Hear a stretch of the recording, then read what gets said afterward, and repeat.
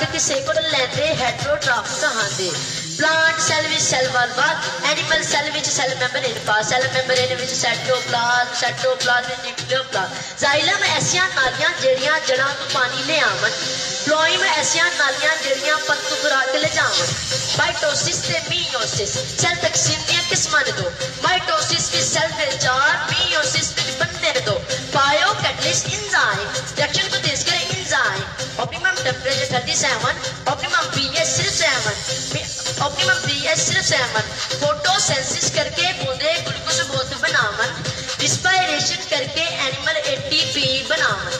ATP which molecule ते sugar, phosphate ते adenine. आलमी डोनर ब्लड ग्रुप O जिंदे विच एंटीजन ना लो। आलमी एक्सेप्टर ग्रुप AB जिंदे विच एंटीजन AB। वेन्स ऐसियां नालियां ਜਿਹੜੀਆਂ ਦਿਲ ਵੱਲ ਖੂਨ ਲਿਆਵਣ। ਆਰਟਰੀ ਐਸੀਆਂ ਨਾਲੀਆਂ ਜਿਹੜੀਆਂ ਦਿਲ ਤੋਂ ਖੂਨ ਲਿਜਾਵਣ।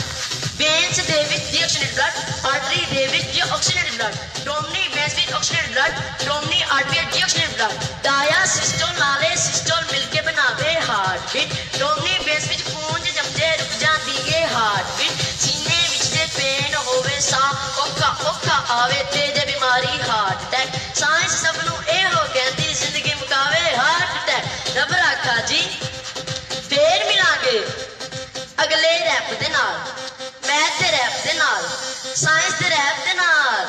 Thanks a lot.